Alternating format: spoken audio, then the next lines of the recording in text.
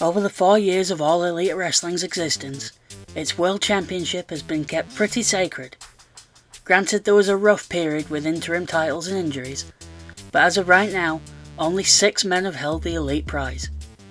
When Jericho had it, he made the most sense, as the man with the most mainstream appeal when the company started. Moxley has shown himself to be a dependable hand through his record 3 reigns. Omega was the man people clamoured for to be champion, who battled through injuries to reach the finish line. Hangman was from day one preparing to finish the story. Sorry Cody, you know I love you.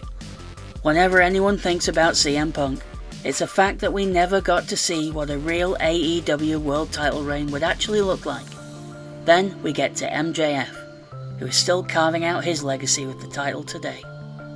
All of this makes me look to the future, and wonder who the next AEW World Champion might be. 4 of the previous 6 guys were established either in WWE or New Japan, whereas Maxwell can be considered an AEW guy. But at this point, the future beyond MJF isn't quite clear. At the time of making this video, his Full Gear match with Jay White was just announced. By the time that match takes place, he will have surpassed Kenny Omega as the longest reigning champion, and if he gets by Jay White, he'll pass the 1-year mark, as he won the title on the same weekend last year. Before I get into my list, I want to hear your ideas. Please let me know in the comments who you think the next AEW World Champion will be, and why. Number 1. Swerve Strickland. I'm not just saying this because of his line in a promo with Hangman, saying that if he'd had the same opportunities Paige had, he'd be the first black AEW World Champion. I honestly feel like Swerve would kill it as the World Champion. When allowed to, which he hasn't always, Swerve often delivers one of the better matches on any show he's on. At All In, Swerve felt like a massive star, and completely at home across the ring from an icon like Sting, which by the way is a match he manifested on his podcast and made it happen. Then at WrestleDream, he beat Hangman in what felt like validation of him as a top star for the promotion. Swerve needed a big win against a top talent, and he got one that night in Seattle. And this coming Tuesday he's set to wrestle Bryan Danielson, and honestly, it feels like he might get another huge win. It also seems like Tony Khan's a big fan of Swerve, despite his early dubious booking of the guy. Swerve has also made it sound like his personal goal, not exactly in these words, is to make WWE regret releasing him. And there's no better way for him to do that than by conquering All Elite Wrestling, and proving his worth in the main events. The quiet part of that goal might eventually be to go back with a bigger profile than he left, a la Drew McIntyre and Cody Rhodes, which I can totally see him doing. He showed a ton of promise in NXT, and was let go right after being called up to SmackDown, along with the rest of Hit Row. He had a bit of a slow start in AEW, being in a long team and feud with Keith Lee, then being handed a parade of henchmen that he frankly didn't need. As an early ROH fan, I love his nods back to the Embassy, even going as far as to wear the no longer with us Jimmy Rave's entrance robe, and it suits him well. His relationship with Prince Nana has been allowed to build organically too, with Swerve dictating Nana's pace depending on his mood. If Swerve doesn't feel like it, Nana can't dance for the crowd. Swerve comes across, to me at least, like a badass who controls his own empire stoically, and that's a surprisingly rare thing when you look at other top heels these days. Maybe you could put Roman in that category, when he leaves his grievances to Paul Heyman to deal with. If they spent the next few months having Swerve knock off a few more big names, I could see him being ready to challenge MJF maybe by Revolution, because the one thing he's lacking but is slowly gaining is big wins. A few more over the likes of Danielson would set him up right, and tell me they wouldn't be great matches too. Number 2, Eddie Kingston. I know this isn't likely, but this is a fantasy booking video so I can say it.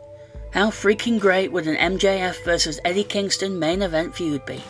The promos alone would be a sight to behold, and both men like to draw from their personal histories to provide context to promos every chance they get. Talk about pro wrestling storytelling. This might well be epic. When I started writing this video, Eddie Kingston hadn't yet won the Ring of Honor World title, but my point still stands that the story could be epic given the time. Eddie has for so long been the nearly man who succeeds once in a while. He's the man who at the start of the pandemic sold his wrestling boots prior to his AEW debut, where he wasn't guaranteed to leave with a job, but he did. All of this to avoid calling him an underdog, because you could apply that term, but Eddie's deeper than that as a character.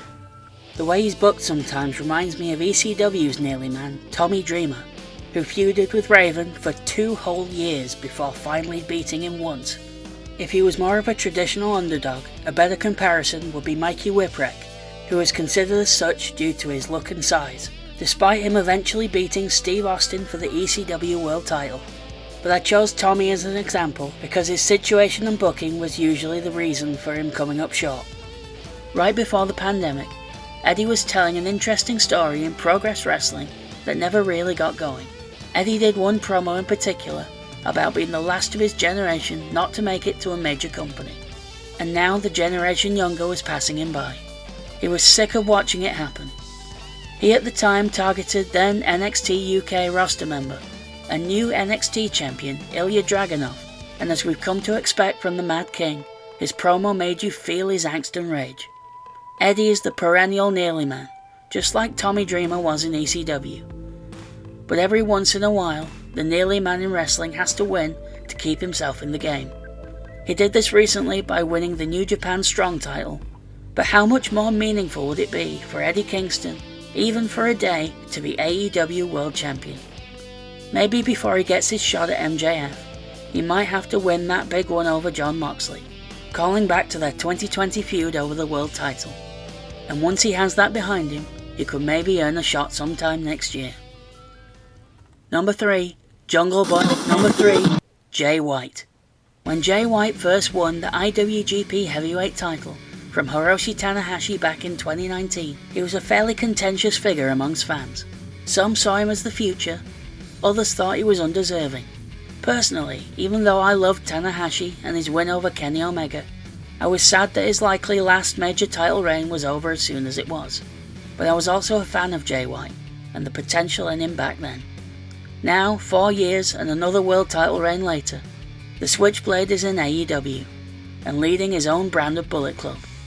I could totally see Jay blindsiding all of us, having a Bullet Club hostile takeover to end Full Gear. The main thing Jay lacks right now, much like Swerve, is big singles victories. He's proven himself elsewhere, but not in AEW yet. One thing I would have loved out of CM Punk's second AEW run was a singles match between the two. And imagine what it would have done for Jay to win that match. But it wasn't to be.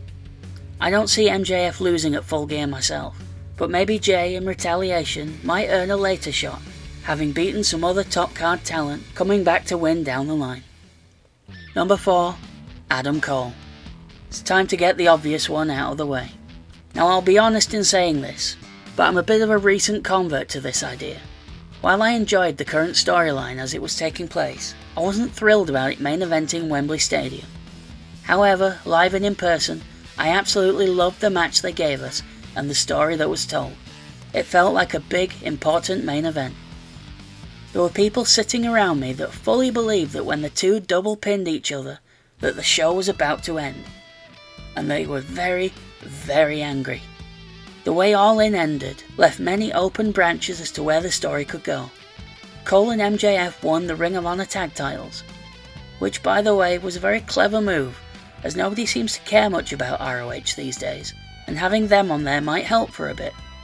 I still haven't given up on the idea that Cole will turn on us all and align with Roderick Strong and the Kingdom. He does after all have history with Taven and Bennett that admittedly I don't know much about.